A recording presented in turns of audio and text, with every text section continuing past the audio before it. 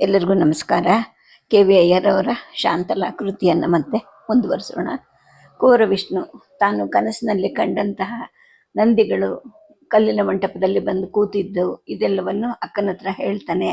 ಜೊತೆಗೆ ತಾನು ಗರುಡ ಆದ ವಿಚಾರವನ್ನು ಕೂಡ ಅಕ್ಕನಿಗೆ ಹೇಳ್ತಾನೆ. ಇದರಿಂದ ಶಾಂತಲೆಯ ಮನಸ್ಸು ಬಹಳ ನೋವನ್ನು ಅನುಭವಿಸುತ್ತೆ. ಏಕೆಂದರೆ ಗರುಡ ಅಂತಂದರೆ ತಾನು ಯಾರಿಗೆ ಗರುಡನಾಗಿರ್ತಾನೋ ಆ ವ್ಯಕ್ತಿ ಸತ್ತರೆ ಈ ವ್ಯಕ್ತಿ ಕೂಡ ಸಾಯಬೇಕಾಗತ್ತೆ.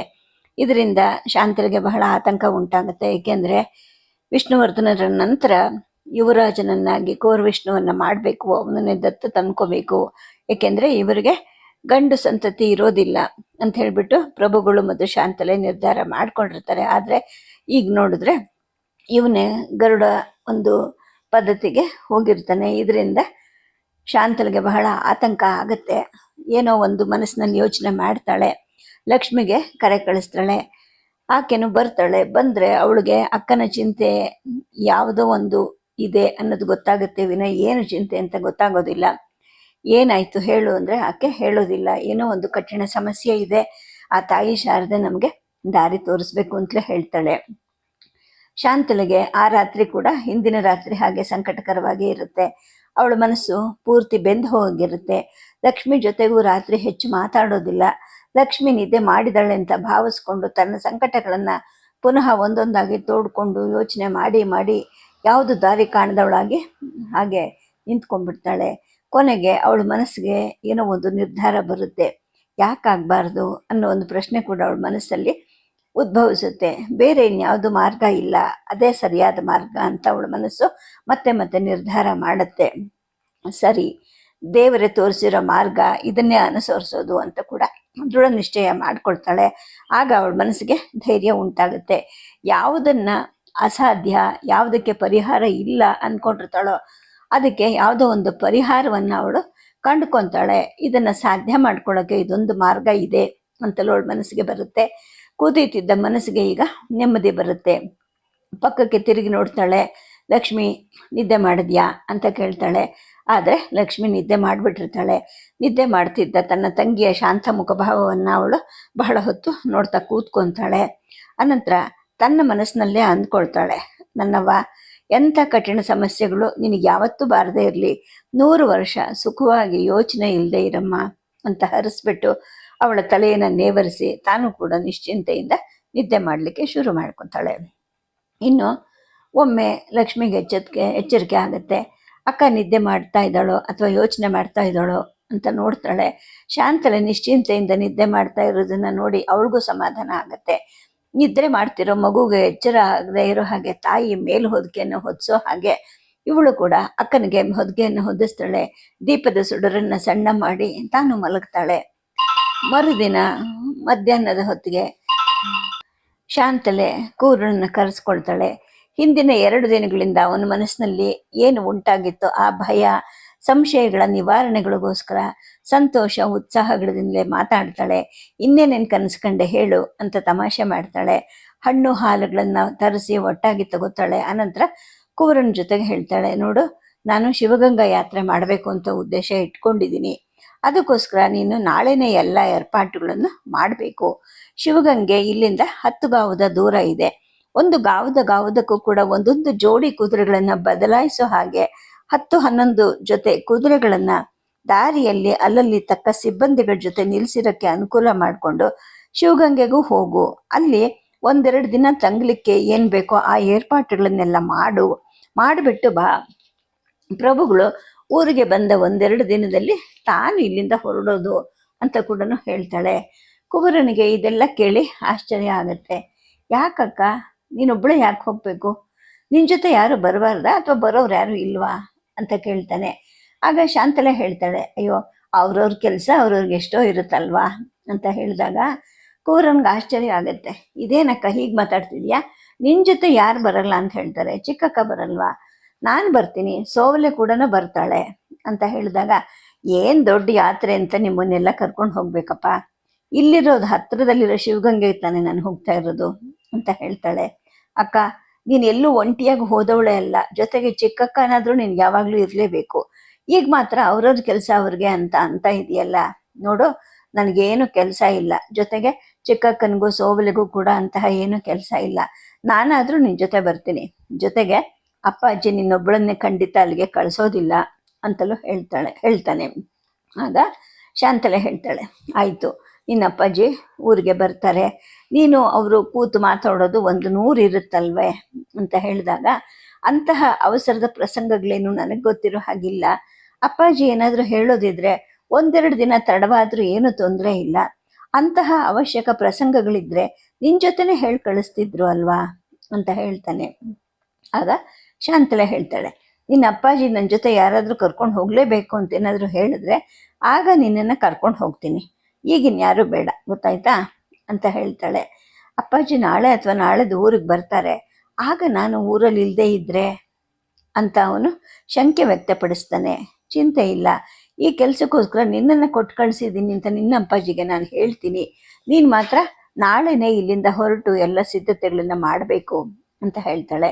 ಜೊತೆಗೆ ನೀನೇ ಶಿವಗಂಗೆಗೂ ಹೋಗಿ ಅಲ್ಲಿಯ ಏರ್ಪಾಟುಗಳನ್ನು ಮಾಡಿ ಬರಬೇಕು, ಈ ಕಾರ್ಯಗಳನ್ನು ಇನ್ನೊಬ್ಬರಿಗೆ ವಹಿಸ್ಕೊಡ್ದು, ಜೊತೆಗೆ ಈ ಪ್ರಯಾಣದ ಸಂಗತಿಯನ್ನು ಯಾರ ಜೊತೆಗೂ ನೀನು ಹೇಳ್ಕೊಡ್ದು, ಇದೆಲ್ಲವನ್ನು ಮುಗಿಸ್ಕೊಂಡು ತಕ್ಷಣ ಬಂದು ನನ್ನನ್ನು ನೋಡು, ನನ್ನನ್ನು ನೋಡೋಕ್ಕೆ ಮೊದಲು ಇಲ್ಲಿ ನೀನು ಯಾರನ್ನು ನೋಡ್ಕೊಡ್ದು, ಯಾರ ಜೊತೆಗೂ ಮಾತು ಆಡ್ಕೊಡ್ದು ಅಂತ ಹೇಳ್ಬಿಟ್ಟು ಶಾಂತಲೆ ಕಟ್ಟಪಣೆ ಮಾಡ್ತಾಳೆ. ಯಾಕೆ ಅಕ್ಕ, ನೀ ಹೇಳೋದು ನನಗೆ ಅರ್ಥನೇ ಆಗ್ತಾ ಇಲ್ಲ ಅಂಥೇಳಿ ಸ್ವಲ್ಪ ಮೌನ ವಹಿಸಿ ಆನಂತರ ಸರಿ ಹಾಗೆ ಆಗಲಿ ಅಕ್ಕ ಅಂತ ಹೇಳಿಬಿಟ್ಟು ತನ್ನ ಅಕ್ಕನಿಗೆ ನಮಸ್ಕಾರ ಮಾಡಿಬಿಟ್ಟು ಕುವರ ಅಲ್ಲಿಂದ ಹೊರಟೋಗ್ತಾನೆ. ಹೋಗ್ತಾ ಅನೇಕ ವಿಚಾರಗಳು ಅವನ ತಲೆಯಲ್ಲಿ ಬರುತ್ತವೆ. ಇಲ್ಲಿರೋ ಶಿವಗಂಗೆಗೆ ಹೋಗಿ ಬರೋಕ್ಕೆ ಅಕ್ಕ ಇಷ್ಟೊಂದು ಆತುರದ ಏರ್ಪಾಟು ಯಾಕೆ ಮಾಡ್ತಾ ಇದ್ದಾಳೆ? ಶಿವಗಂಗೆಯನ್ನು ಆದಷ್ಟು ಜಾಗ್ರತೆ ಸೇರಬೇಕಂತೆ, ಜೊತೆಗೆ ಗಾವುದಕ್ಕೂ ಕುದುರೆಗಳನ್ನು ಬದಲಾಯಿಸಬೇಕಂತೆ. ಇಷ್ಟೊಂದು ಅವಸರವಾಗಿ ಹೋಗೋ ಕಾರಣ ಏನು? ಶಿವಗಂಗೆನಲ್ಲಿ ನಾಳೆ ನಾಳಿದ್ದೇನಾದರೂ ಪರ್ವಕಾಲ ಇದೆಯಾ? ಅಥವಾ ಅಲ್ಲಿ ಅಕ್ಕನಿಗೆ ಯಾರಾದರೂ ಬಂಧುಗಳಿದ್ದಾರಾ? ಏನೇ ಆಗಲಿ ಹೇಳ್ದಾಗ ಮಾಡಿಬಿಡೋಣ ಅಂದ್ಬಿಟ್ಟು ಅಕ್ಕ ತನಗೆ ವಹಿಸಿದ ಕರ್ತವ್ಯಗಳನ್ನು ಮಾಡೋದ್ರಲ್ಲಿ ಅವನು ನಿರತನಾಗ್ತಾನೆ.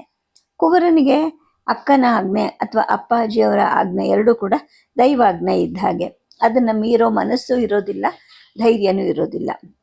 ಇನ್ನು ಆ ದಿನ ಸಂಜೆ ಆಗೋ ಹೊತ್ತಿಗೆ ಪ್ರಭುಗಳು ಮರುದಿನ ಮಧ್ಯಾಹ್ನಕ್ಕೆ ಮುಂಚೆನೆ ರಾಜಧಾನಿಗೆ ಬರ್ತಾರೆ ಅನ್ನೋ ಸುದ್ದಿ ಬರುತ್ತೆ. ಆ 2-3 ದಿನಗಳ ಚಿಂತೆಯಲ್ಲಿ ಶಾಂತಲೆ ಅರ್ಧದಷ್ಟಾಗಿರ್ತಾಳೆ. ಪ್ರಭುಗಳು ತನ್ನನ್ನು ಈಗಿರೋ ಸ್ಥಿತಿಯಲ್ಲಿ ನೋಡಿದ್ರೆ ನಿರುತ್ಸಾಹ ಪಡ್ತಾರೆ, ಅಧೈರ್ಯ ಪಡ್ತಾರೆ ಅಂತ ಭಾವಿಸಿ ಆಕೆ ಪ್ರಭುಗಳು ಬರೋ ಹೊತ್ತಿಗೆ ಒಂದು ಸಂತೋಷದ ಮುಖವಾಡವನ್ನು ಏರ್ಪಾಟ್ ಮಾಡ್ಕೊಳ್ತಾಳೆ. ಉಡುಗೆ ತೊಡುಗೆಗಳಿಂದ ಹಸನ್ಮುಖಳಾಗಿ ಕಾಣಿಸ್ಕೊಳ್ಳೋದು ಅಂತ ನಿರ್ಧಾರ ಮಾಡ್ಕೊಳ್ತಾಳೆ. ಅರಮನೆಯಲ್ಲಿ ಮನೋರಂಜನೆ ಕಾರ್ಯಕಲಾಪಗಳಿಗೆ ತತ್ಕ್ಷಣವೇ ಏರ್ಪಾಟ್ ಮಾಡ್ತಾಳೆ. ನಾಟಕ, ನೃತ್ಯ, ಗಾಯನ ಇವುಗಳಿಗೆಲ್ಲ ಮಿಂಚಿನ ಹಾಗೆ ಸಿದ್ಧತೆಗಳು ನಡೆಯುತ್ತೆ. ಸುಮಂಗಲಿಯರಿಗೆ ಅರಮನೆಯಲ್ಲಿ ಔತಣ, ಹೂವೀಳ್ಯ ಎಲ್ಲ ಮರುದಿನ ಅಂತ ಕೂಡ ನಿರ್ಧಾರ ಮಾಡ್ತಾಳೆ. ಮಧ್ಯಾಹ್ನಕ್ಕೆ ಮೊದಲೇ ವಿಷ್ಣುವರ್ಧನ ಪ್ರಭು ವಿಜಯೋತ್ಸವದಿಂದ ಪುರಪ್ರವೇಶವನ್ನು ಮಾಡ್ತಾನೆ. ಪುರಜನರ ಪ್ರೀತಿಯಾಧಾರಗಳನ್ನು ಕೈಗೊಂಡು ಅರಮನೆಗೆ ಬರ್ತಾರೆ. ಪದ್ಧತಿ ಪ್ರಕಾರ ಕುವರ ವಿಷ್ಣು ರಾಜಧಾನಿ ಗಡಿಯಲ್ಲಿ ಅಪ್ಪಾಜಿಯವರನ್ನ ಎದುರುಗೊಂಡು ಕರ್ಕೊಂಡು ಬರಬೇಕಾಗಿರುತ್ತೆ. ಆದರೆ ಅವನಲ್ಲಿ ಇರೋದಿಲ್ಲ.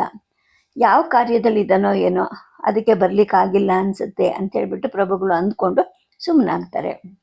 ಅರಮನೆಯನ್ನು ಸೇರ್ತಾರೆ. ಶಾಂತಲೆ ಮತ್ತು ಲಕ್ಷ್ಮಿಯರನ್ನು ನೋಡ್ತಾರೆ.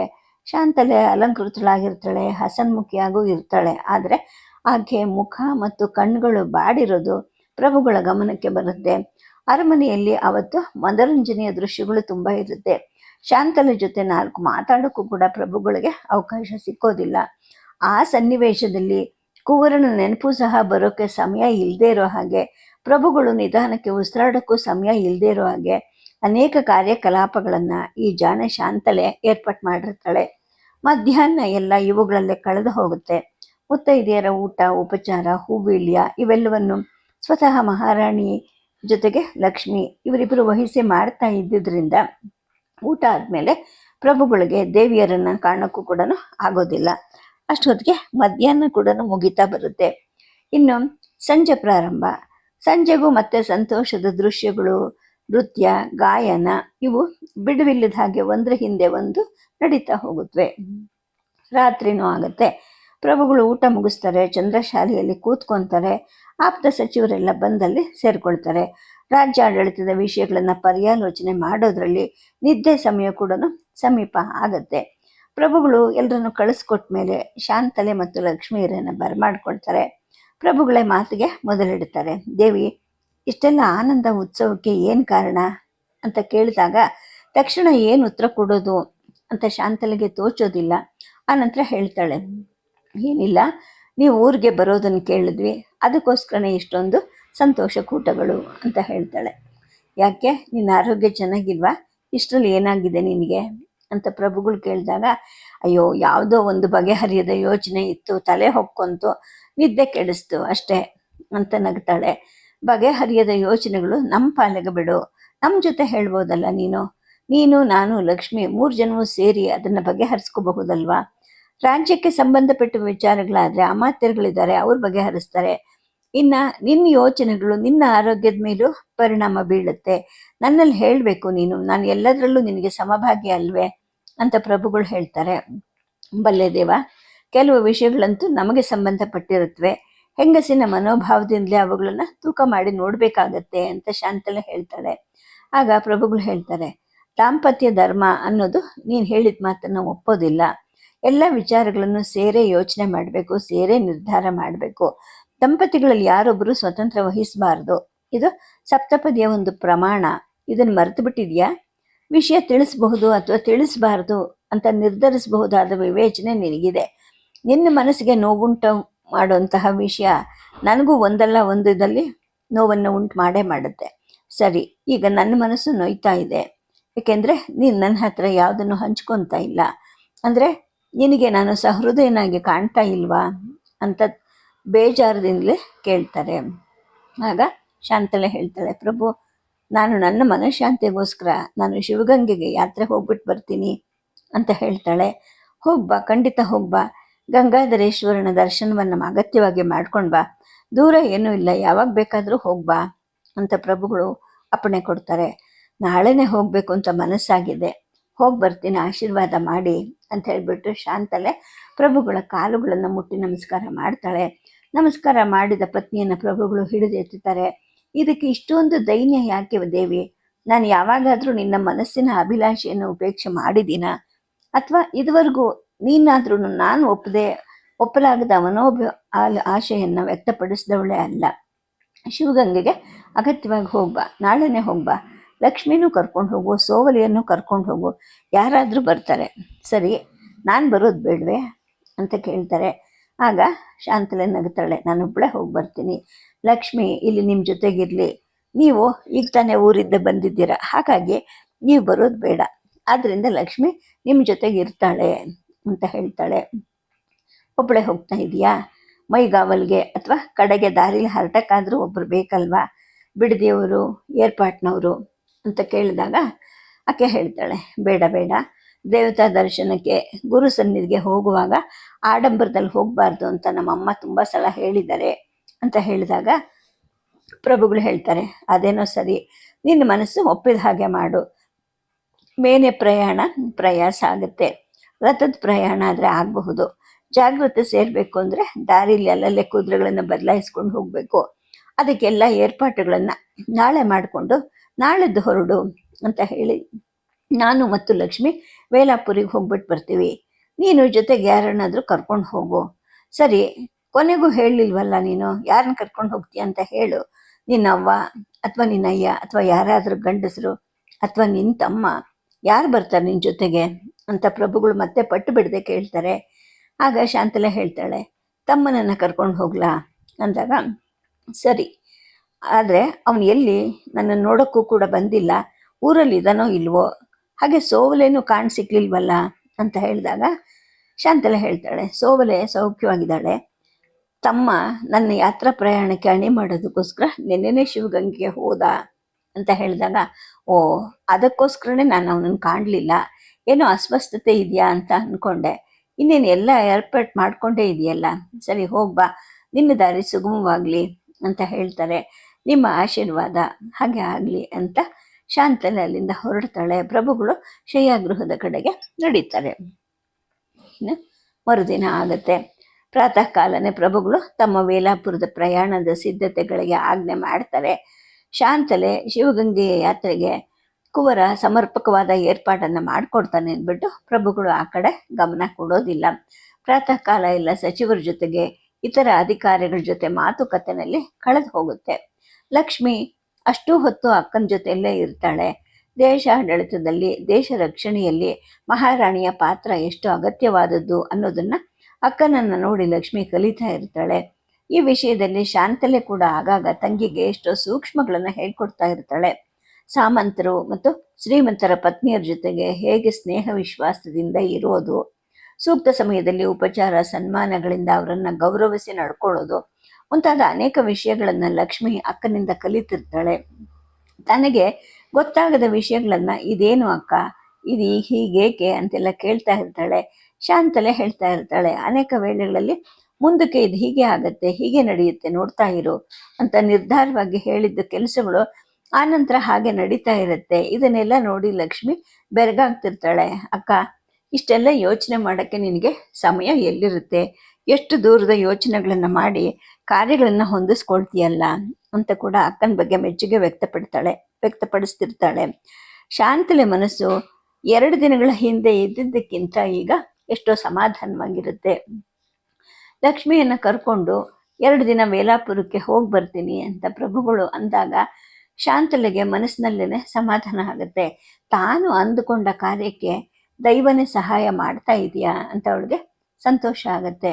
ಯಾಕೆ, ಏನು ಅಂತ ಏನೊಂದು ಕೇಳದೆ ಶಿವಗಂಗೆಯ ತನ್ನ ಯಾತ್ರೆಗೆ ಪ್ರಭುಗಳು ತಕ್ಷಣ ಒಪ್ಪಿಗೆ ಕೊಟ್ಟಿರೋದನ್ನ ನೋಡಿ ಶಾಂತಲೆಗೆ ಆ ನಂಬಿಕೆ ಇನ್ನೂ ದೃಢ ಆಗತ್ತೆ, ಉತ್ಸಾಹನ ತುಂಬುತ್ತೆ. ಮನಸ್ಸಲ್ಲಿದ್ದಂತಹ ಒಂದು ಚಿಂತೆ ಕೂಡ ದೂರ ಆಗತ್ತೆ. ಪ್ರಭುಗಳು, ಶಾಂತಲೆ, ಲಕ್ಷ್ಮಿಯರು, ಇತರ ರಾಣಿಯರು ಆ ಮಧ್ಯಾಹ್ನ ಒಟ್ಟಿಗೆ ಊಟಕ್ಕೆ ಕೂತ್ಕೊಂತಾರೆ. ಊಟ ಆದ ಸ್ವಲ್ಪ ಹೊತ್ತಿನ ಮೇಲೆ ಪ್ರಭುಗಳು ಲಕ್ಷ್ಮಿ ಜೊತೆಗೆ ವೇಲಾಪುರದ ಕಡೆಗೆ ಹೊರಡ್ತಾರೆ. ತನ್ನ ಅಯ್ಯನ ನೆನಪಿಗೆ ಒಂದು ಬೃಂದಾವನವನ್ನು ವೇಲಾಪುರಿಯಲ್ಲಿ ಕಟ್ಟಿಸ್ಬೇಕು ಅಂತ ಲಕ್ಷ್ಮಿ ಪ್ರಭುಗಳನ್ನ ಕೇಳ್ತಾಳೆ. ಅದನ್ನ ನೀನು ಹೇಳಬೇಕಾದದ್ದಿಲ್ಲ, ಅದು ನನ್ನ ಕರ್ತವ್ಯ ಅಂತ ಕೂಡ ಪ್ರಭುಗಳು ಲಕ್ಷ್ಮಿಯ ಆಸೆಗೆ ಒತ್ತಾಸೆ ಕೊಡ್ತಾರೆ. ಆ ಕಾಲ ಈಗ ಬಂದೊದಗಿರುತ್ತೆ. ಲಕ್ಷ್ಮಿ ವೇಲಾಪುರಿಗೆ ಹೊರಡೋಕ್ಕೆ ಮುಂಚೆ ಶಾಂತಲೆ ತನ್ನ ತಂಗಿಯನ್ನ ಅಪ್ಕೊತಾಳೆ. ಲಕ್ಷ್ಮಿ, ನನ್ನ ಪೂಜೆಗಳೆಲ್ಲವನ್ನೂ ಕೇಶವನಿಗೆ ಅರ್ಪಣೆ ಮಾಡಿಬಿಟ್ಬಾ. ಬರೋ ಸೋಮವಾರ ಪ್ರಾತಃ ಕಾಲ ನನ್ನ ಹೆಸರಲ್ಲಿ ವಿಜಯನಾರಾಯಣನಿಗೆ, ನನ್ನ ಚೆನ್ನಕೇಶವನಿಗೆ ವಿಶೇಷ ಪೂಜೆ ಮಾಡಿಸು, ಇದನ್ನು ಮರಿಬೇಡ ಅಂತ ಹೇಳ್ತಾಳೆ. ಅಗತ್ಯವಾಗಿ ಮಾಡಿಸ್ತೀನಿ ಅಕ್ಕ ಅಂತ ಲಕ್ಷ್ಮಿ ಹೇಳ್ತಾಳೆ. ಪ್ರಭುಗಳು ಹೊರಟ ಸ್ವಲ್ಪ ಹೊತ್ತಿನ ಮೇಲೆ ಕುವರ ವಿಷ್ಣು ಶಿವಗಂಗೆಯಿಂದ ಹಿಂದಿರುಗಿ ಬರ್ತಾನೆ. ಅಕ್ಕ ಹೇಳಿದ ಹಾಗೇನೆ ತಕ್ಷಣ ಅವಳನ್ನು ನೋಡೋಕ್ಕೆ ಅಂತ ಬರ್ತಾನೆ. ನೀನು ಬಂದದ್ದು ಯಾವಾಗ, ಎಷ್ಟು ಹೊತ್ತಾಯಿತು ಅಂತ ಶಾಂತಲೆ ಕೇಳ್ತಾಳೆ. ಆಗ ಕುವರನಾಗ್ತಾನೆ, ಕಾಣೋದಿಲ್ವಾ ಅಕ್ಕ, ಈ ಧೂಳು, ಈ ಕೊಳೆ, ಈ ಕೆದರಿದ ತಲೆ ಕೂದಲು ಎಲ್ಲ ಏರ್ಪಾಟನ್ನು ಮಾಡಿ ಈಗ ಬಂದೆ ನೋಡು. ಬಂದ ಕ್ಷಣವೇ ನನ್ನನ್ನು ನೋಡು ಅಂತ ನೀನು ಹೇಳಿದ್ದೆ, ಹಾಗಾಗಿ ಇಲ್ಲಿಗೆ ಬಂದೆ. ಇನ್ನು ಮನೆಗೆ ಹೋಗಿ ಸ್ನಾನ ಮಾಡಿ ಬಟ್ಟೆಗಳನ್ನು ಬದಲಾಯಿಸಿ ಅಪ್ಪಾಜಿಯವರನ್ನ ಮೊದಲು ನೋಡಬೇಕು ಅಂತ ಹೇಳ್ಬಿಟ್ಟು, ಅಪ್ಪಾಜಿ ಎಲ್ಲಿದ್ದಾರೆ, ಏನಂದ್ರು ಅಂತ ಕುವರ ಕೇಳ್ತಾನೆ. ಶಾಂತಲೆ ತನ್ನ ಎದೆ ಮೇಲೆ ಕೈ ಇರಿಸ್ಕೊಂಡು ಅರೆಕ್ಷಣ ಕಣ್ಮುಚ್ತಾಳೆ. ಮನಸ್ಸಿನಲ್ಲೇನೆ, ನಾರಾಯಣ, ನೀನು ನನಗೆ ಸಹಾಯಕ ಆಗಿದೆಯಾ ಅನ್ನೋಕ್ಕೆ ಇದು 3ನೇ ನಿದರ್ಶನ, ಇನ್ನು ನನಗೆ ಸಂಶಯನೇ ಇಲ್ಲ ಅಂತ ಮನಸ್ಸಿನಲ್ಲಿ ಅಂದ್ಕೊಳ್ತಾಳೆ. ಕಣ್ಣು ತೆರೆದ್ಬಿಟ್ಟು, ಏನು ಕೇಳಿದೆ ನೀನು? ಅಪ್ಪಾಜಿಯವರ, ನಿನ್ನ ಅಪ್ಪಾಜಿ ಮತ್ತು ಚಿಕ್ಕ ಅಕ್ಕ ಈಗ ತಾನೇ ವೇಲಾಪುರಿಗೆ ಹೋದ್ರು, ನಿನ್ನನ್ನು ಸೋವಲೆಯನ್ನು ಕೂಡ ಕೇಳಿದ್ರು ಅಂತ ಹೇಳ್ತಾಳೆ. ಅಪ್ಪಾಜಿ ಏನಂದ್ರು ಅಂತ ಕುವರ ಕೇಳ್ತಾನೆ. ನಾನೇ ನಿನ್ನನ್ನು ಶಿವಗಂಗೆಗೆ ಕಳಿಸಿದ್ದೀನಿ ಅಂತ ಹೇಳಿದೆ ಅಂತ ಶಾಂತಲೆ ಹೇಳ್ತಾಳೆ. ನೋಡಕ್ಕ, ಅಪ್ಪಾಜಿಯವರನ್ನು ಸಂಜೆಗೆ ಮೊದಲೇ ನೋಡಬೇಕು ಅಂತ ಅಂದ್ಕೊಂಡು 10 ಗಂಟೆಗಳ ಪ್ರಯಾಣವನ್ನು 8 ಗಂಟೆ ಒಳಗೆ ಮುಗಿಸ್ಕೊಂಡು, ಪಾಪ ಕುದುರೆಗಳನ್ನು ಅಷ್ಟೊಂದು ದಣಿಸಿ ಇಷ್ಟೊಂದು ಅವಸರವಾಗಿ ಬಂದರೂ ಕೂಡ ಅಪ್ಪಾಜಿ ವೇಲಾಪುರಕ್ಕೆ ಹೊರಟೋಗ್ಬಿಟ್ಟಿದ್ದಾರೆ. ಅಯ್ಯೋ, ನಂದೆಂಥ ದುರದೃಷ್ಟ ಅಂತ ಕುವರ ಹೇಳ್ತಾನೆ. ಇದು ನನ್ನ ಅದೃಷ್ಟ ಅಂತ ಶಾಂತಲೆ ಮನಸ್ಸಿನಲ್ಲಿ ಅಂದ್ಕೊಳ್ತಾಳೆ. ಈಗೇನಾಯಿತು, ಅಂತಹ ಅವಸರದ ಸಂಗತಿ ಏನಿದೆ ನೀನು ಅವ್ರಿಗೆ ಹೇಳಬೇಕಾಗಿರೋದು ಅಂತ ಶಾಂತಲೆ ಕೇಳ್ತಾಳೆ. ಆಗ ಕುವರ ಹೇಳ್ತಾನೆ, ನಿಮಗೆ ನಿಮ್ಮ ಕೆಲಸ ದೊಡ್ಡದು, ನಮಗೆ ನಮ್ಮ ಕೆಲಸ ದೊಡ್ಡದು, ಅವ್ರವ್ರಿಗೆ ಅವ್ರವ್ರ ಕೆಲಸ ದೊಡ್ಡದು. ನಾನು ಈಗ ಸ್ನಾನ ಮಾಡಿಬಿಟ್ಟು ಬೇರೆ ಬಟ್ಟೆಗಳನ್ನು ಉಟ್ಕೊಂಡು ಅಪ್ಪಾಜಿಯವರನ್ನು ಕಂಡು ಬರ್ತೀನಿ ಅಂತ ಕುವರ ಹೊರಡೋಕ್ಕೆ ಸಿದ್ಧವಾಗ್ತಾನೆ. ಆಗ ಶಾಂತಲೆಗೆ ಒಂದು ರೀತಿಯ ಭಯನೂ ಆಗುತ್ತೆ. ಅದನ್ನು ತೋರ್ಪಡಿಸ್ಕೊಳ್ಳದೆ, ನೀನು ನನ್ನ ಜೊತೆ ಶಿವಗಂಗೆಗೆ ಬರ್ತೀಯಾ, ನಾನೊಬ್ಬಳೆ ಹೋಗೋಕ್ಕೆ ನಿನ್ನ ಅಪ್ಪಾಜಿ ಒಪ್ಪಲಿಲ್ಲ, ನಿನ್ನನ್ನು ಜೊತೆ ಕರ್ಕೊಂಡು ಹೋಗ್ತೀನಿ ಅಂತ ಹೇಳಿದ್ಮೇಲೆ ಅವರು ಒಪ್ಪಿದ್ರು ಅಂತ ಹೇಳ್ತಾಳೆ. ಆಗ ಕುವರ ನಗ್ತಾನೆ. ನಾನು ಮೊದಲೇ ಹೇಳಿರ್ಲಿಲ್ವಾ ಇನ್ನೊಬ್ಬಳನ್ನೇ ಕಳ್ಸೋಕ್ಕೆ ಅಪ್ಪಾಜಿ ಖಂಡಿತ ಒಪ್ಪಲ್ಲ ಅಂತ ಹೇಳ್ಬಿಟ್ಟು ಅಂತ ಹೇಳ್ತಾನೆ. ಸರಿ, ನಾಳೆ ಪ್ರಾತಃ ಕಾಲಕ್ಕೆ ಹೊರಟ್ರೆ ಮಧ್ಯಾಹ್ನದ ಮೇಲೆ ಅಥವಾ ಸಂಜೆಗೆ ಮುನ್ನ ಶಿವಗಂಗೆಯನ್ನು ಸೇರಬಹುದು. ಮಾರನೇ ಬೆಳಗ್ಗೆ ಬೆಟ್ಟಕ್ಕೆ ಹೋಗ್ಬೋದು. ಶಿವಗಂಗೆ ಬೆಟ್ಟ ಬಹಳ ಸುಂದರವಾದದ್ದು. ನಾನು ಚಿಕ್ಕಂದಿನಲ್ಲಿ ಎಂದೋ ಒಮ್ಮೆ ನೋಡಿದ ನೆನಪಿದೆ. ಬೆಟ್ಟದ ಗುಹೆಗಳಲ್ಲಿ ಗಂಗಾಧರೇಶ್ವರ ಮತ್ತು ಹೊನ್ನಾದೇವಿಯರ ದೇವಸ್ಥಾನಗಳಿದೆ. ಸುತ್ತ ಸುಂದರವಾದ ದೃಶ್ಯಗಳಿವೆ ಅಂತ ಶಾಂತಲೆ ಹೇಳ್ತಾಳೆ. ಅಷ್ಟು ದೊಡ್ಡ ಬೆಟ್ಟವನ್ನು ನಿನ್ನ ಕೈಲಿ ಹತ್ತಕ್ಕಾಗತ್ತಾ ಅಕ್ಕ ಅಂತ ಕುವರ ಕೇಳ್ತಾನೆ. ನೋಡೋಣಂತೆ ಅಂತ ಶಾಂತಲೆ ಹೇಳ್ತಾಳೆ. ನಾಳೆ ಅಲ್ವಾ ನಾವು ಹೊರಡೋದು, ಅಪ್ಪಾಜಿಯವ್ರನ್ನ ಕಂಡುಬಿಟ್ಟು ರಾತ್ರಿನೇ ಬಂದುಬಿಡ್ತೀನಿ ಅಕ್ಕ ಅಂತ ಕುವರ ಹೇಳ್ತಾನೆ. ಇಷ್ಟು ದೂರ ಪ್ರಯಾಣ ಮಾಡಿ ನಾಳೆ ಮತ್ತೆ ಪ್ರಯಾಣ ಇದೆ, ಇಷ್ಟೊಂದು ಆತುರದಲ್ಲಿ ಯಾಕೆ ಬಂದೆ ನೀನು ಅಂತ ಅಪ್ಪಾಜಿ ನೀನು ಕೇಳ್ತಾರೆ. ನೀನು ಈಗ ಹೋದರೆ ಅರ್ಧ ರಾತ್ರಿ ಆದಮೇಲೆ ಬರೋದು. ಊಟ ಮಾಡ್ಕೊಂಡು ಹೋಗದೆ ನಿನ್ನ ಅಪ್ಪಾಜಿಯವ್ರು ಬಿಡೋದಿಲ್ಲ. ಮತ್ತೆ ಮಾತುಕತೆ ಮೊದಲು ಮಾಡ್ಕೊತೀಯ. ನಾಳೆ ನನ್ನ ಜೊತೆಗೆ ನೀನು ರಥದಲ್ಲಿ ಆಕಳಿಸ್ತಾ ನಿದ್ದೆ ಮಾಡ್ತಾ ಕೂತ್ಕೊಂಡಿರ್ತೀಯ. ನಾನೊಬ್ಬಳೆ ಮಿಕ್ಕಿ ಮಿಕ್ಕಿ ನೋಡ್ತಾ ಕೂತಿರ್ಬೇಕಾ? ನಿನ್ನ ನಮಸ್ಕಾರಗಳನ್ನು ನಾನು ಅಪ್ಪಾಜಿಯವ್ರಿಗೆ ಹೇಳಿದ್ದೀನಿ. ಜೊತೆಗೆ ನಿನಗೂ ಈಗಾಗಲೇ ಆಯಾಸ ಆಗಿದೆ. ನಾಳೆ ನೀನು ಆಯಾಸದಿಂದಿದ್ರೆ ನಮ್ಮ ಪ್ರಯಾಣ ಸೊಗಸಾಗಿರೋದಿಲ್ಲ. ಹಾಗಾಗಿ ನೀನೀಗ ಎಲ್ಲಿಗೂ ಹೋಗಬೇಡ, ಸ್ನಾನ ಮಾಡಿ ವಿಶ್ರಾಂತಿ ತಗೋ. ಇನ್ನೇನಾದರೂ ಸಮಾಚಾರ ಇದ್ದರೆ ತಕ್ಷಣ ಹೇಳಿ ಕಳಿಸ್ತೀನಿ, ಮನೆಯಲ್ಲೇ ಇರು ಅಂತ ಹೇಳಿಬಿಟ್ಟು ಶಾಂತಲೆ ಅವನನ್ನು ಆಗ್ರಹಿಸ್ತಾಳೆ. ಸದ್ಯಕ್ಕೆ ಕಥೆಯನ್ನು ನಿಲ್ಲಿಸಿರ್ತೀನಿ. ನಮಸ್ಕಾರ.